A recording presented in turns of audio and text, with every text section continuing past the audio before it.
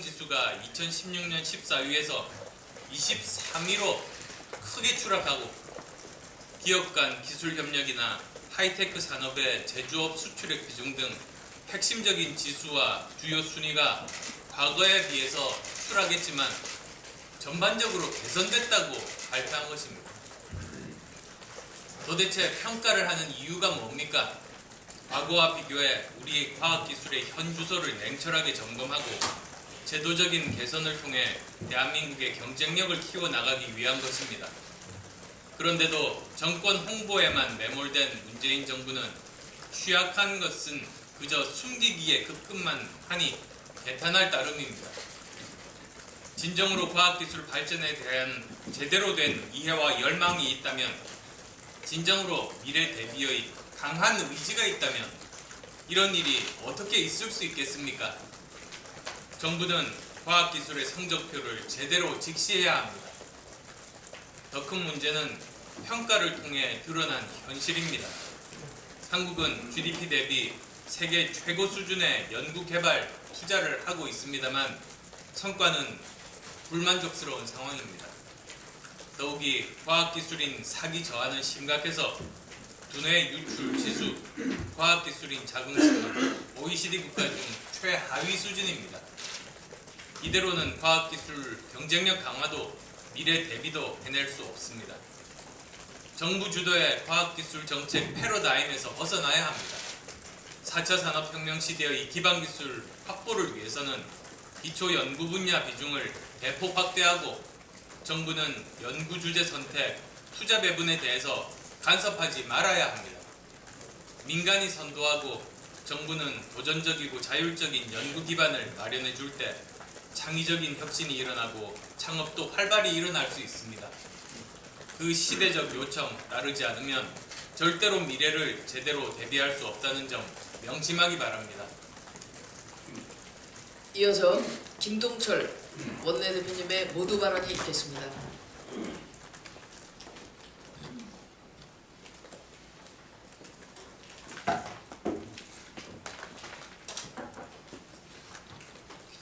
지난 2일 민주당이 내어놓은 자체 개헌안은 가장 중요한 정부 형태에서 사실상 대통령 4년 중임제를 결정했다.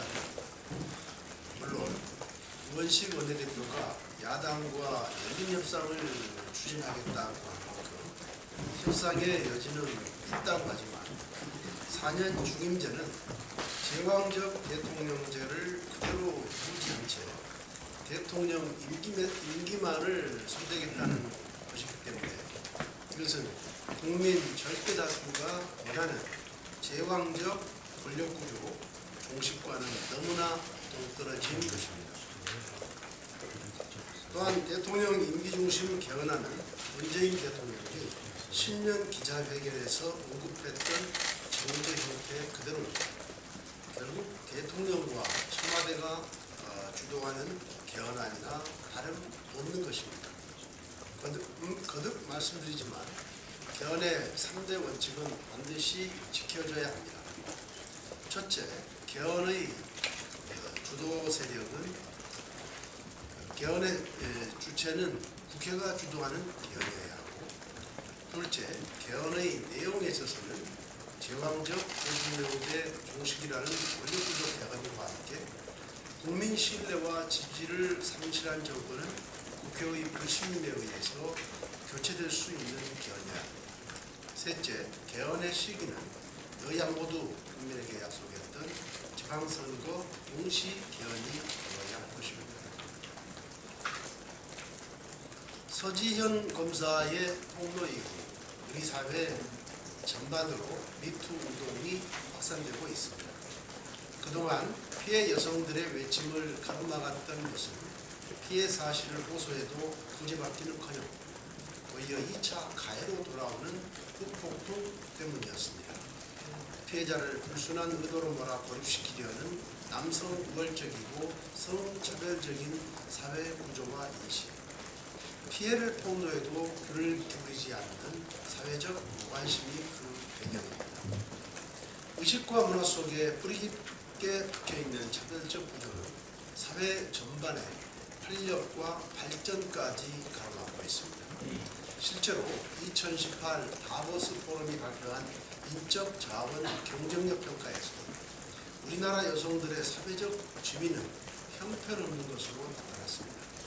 전체 평가 국가 119개국 중 여성 지도자의 기회는 97위, 성별 소득 격차 96위, 성평등 부분 94위 등의 부끄러운 기록들 뿐입니다.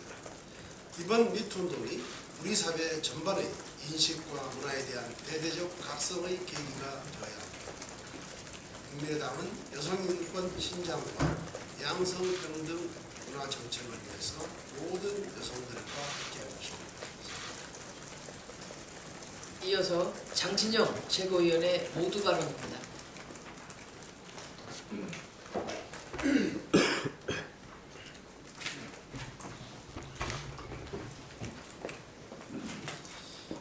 민주당이 당론으로 개헌안을 정했다고 합니다.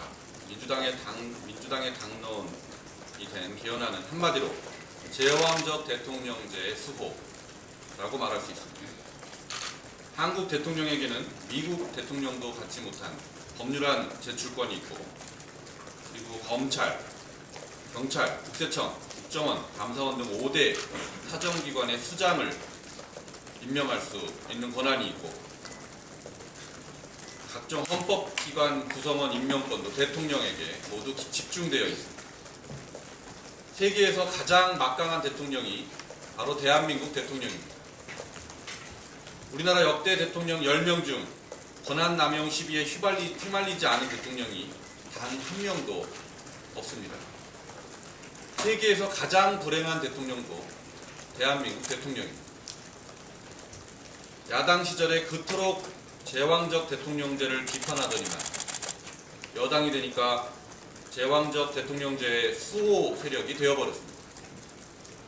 이 상태에서 4년 중임제로만 놓치는 것은 8년 단임제로 제왕적 대통령을 차지하겠다는 것과 다름없는 말입니다. 1987 영화에서 봤듯이 1987년 전두환 군사정권은 호헌 세력이었습니다. 그리고 야당은 호헌 철폐를 위해서 피를 흘렸습니다. 30년이 지난 2017년 국민들은 국가 대개조를 외치며 촛불을 들었습니다. 촛불혁명으로 집권한 민주당은 그러나 국가 대개조 명령을 저만치 던져버렸습니다. 그리고는 제왕적 대통령제를 사수하겠다는 호헌 세력이 되어버린 것입니다. 역사의 아이러니에 쓴 웃음이 나옵니다. 문재인 대통령과 민주당은 시대의 명령을 무시하고 책무를 져버리는 어리석은 길로 가지 말아야 합니다. 제왕적 대통령제는 대통령의 무덤입니다. 역대 대통령들 모두 자신만은 비극의 예외라고 믿었지만 예외 없이 비극의 주인공이 되었습니다. 무려 10번이나 반복되어 온 역사의 경고를 무시한 대가는 또 다른 비극이 될 것일 뿐이라는 점을 민주당과 문재인 대통령은 잊지 마시기 바랍니다.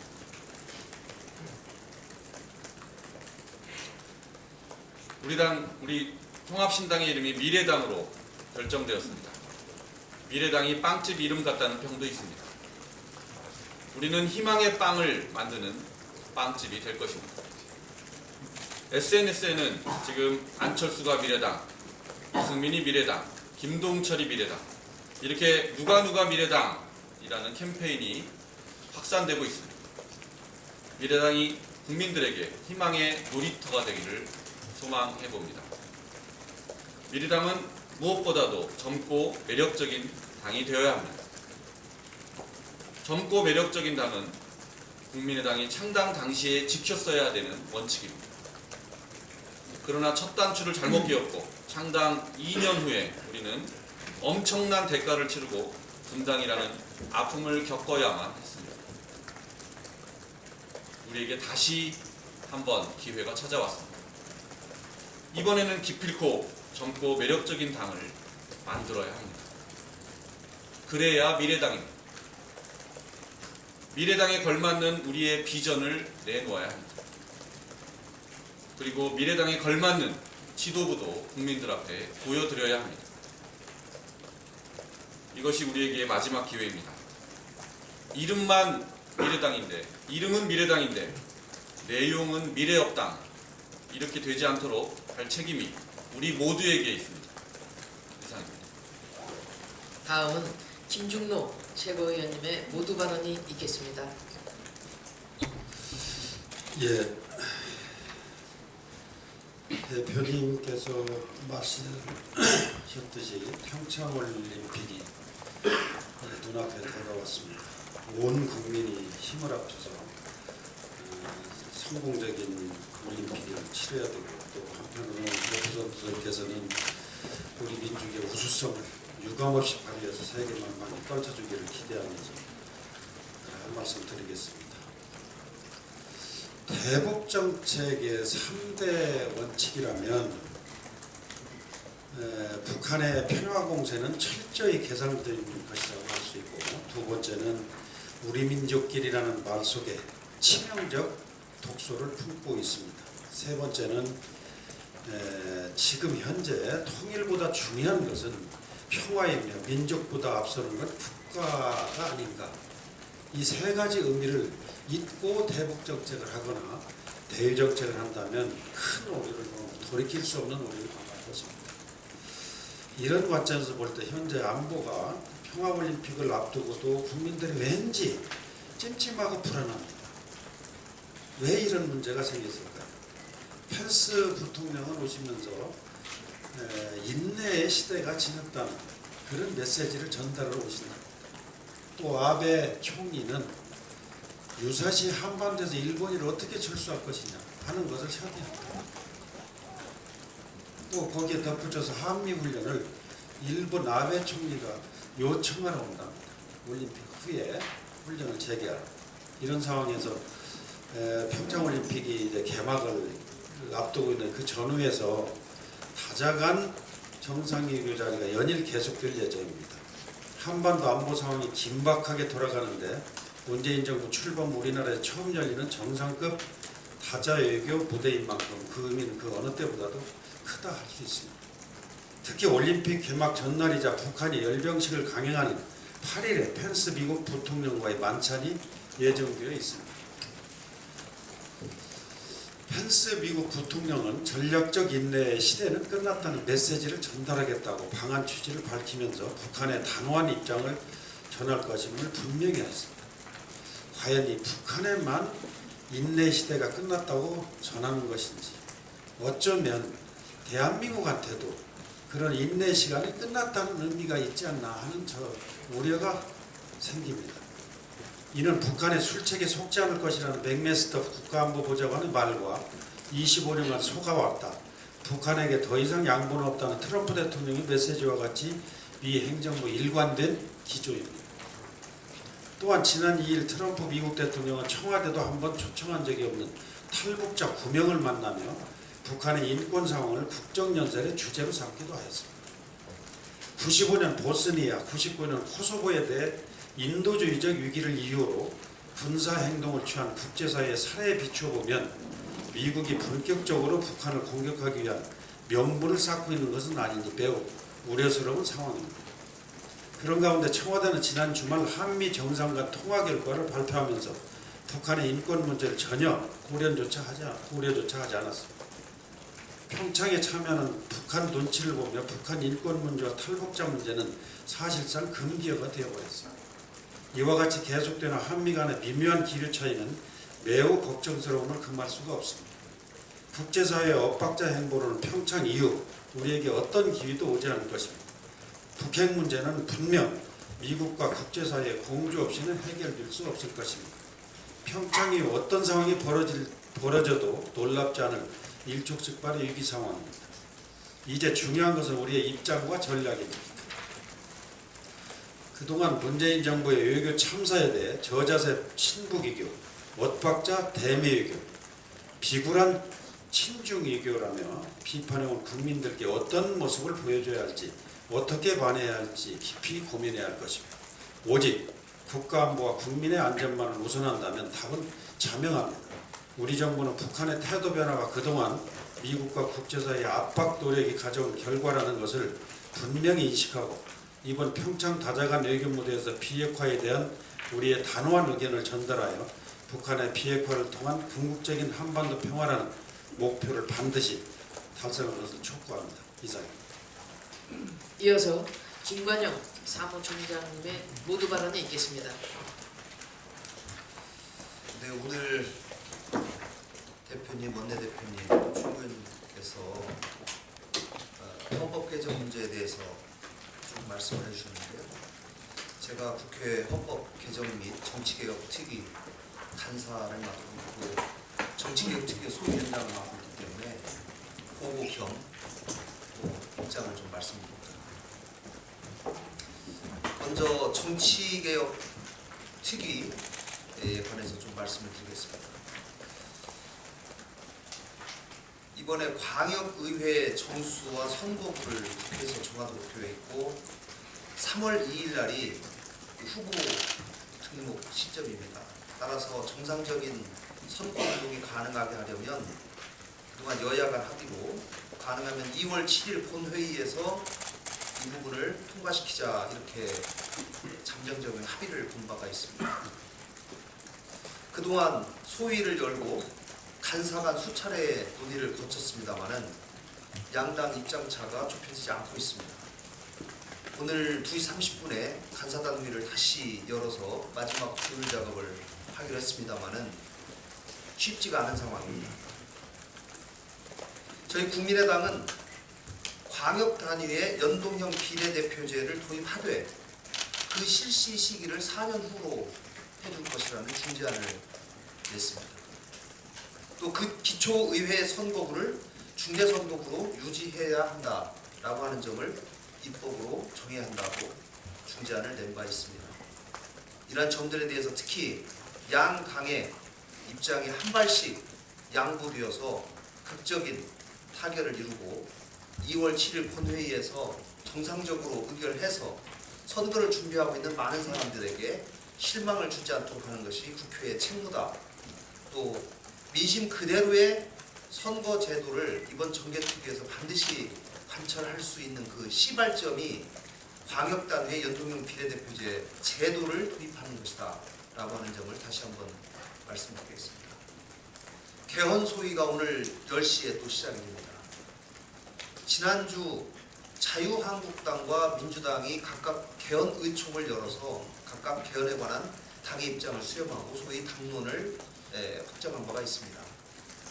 민주당은 여전히 대통령의 권한을 내놓지 않고 4년 중임제를 고집하면서 임기만 연장하는 안을 주장하고 있습니다. 또 자유한국당은 6월 13일 지방선거에서의 개헌 투표는 이제 거의 물 건너간 듯이 안중에 없는 듯한 태도와 발언을 하고 있습니다. 양당이 작년 대선을 앞두고 국민께 약속한 6월 13일 지방선거 동시 개헌 문제, 또 분권형 대통령제 도입을 통해서 촛불 민심을 받들자라고 하는 당시의 약속들을 반드시 실천해야 합니다. 진정한 촛불 민심이 무엇인지를 다시 한번 성찰해 봐야 합니다. 특히 민주당은 대통령의 개헌 발언, 특히 4년 중임제에 관한 발언에 가이드라인으로 발목 잡혀서 한 발짝도 나가지 못하는 이 문제에 있어서 다시 한번 용기를 내야 합니다. 그동안 분권형 대통령제로의 개헌을 오랫동안 주장해오신 민주당 내의 중진 의원님들의 용기 있는 발언과 행동을 기대하고 촉구합니다. 그동안 1년여 동안 개헌 특위가 가동이 되어 왔습니다. 저는 결단의 문제만 남았다고 생각합니다. 2주간 3주간 합숙해서 조문 작업하면 됩니다. 정치가 불가능을 가능으로 만드는 예술이다 라고 하는 점을 지금 바로 보여줘야 할 때라고 생각합니다. 이상입니다. 이상으로 공개 회의를 마치고 비공개로 회의를 전환하겠습니다. 연일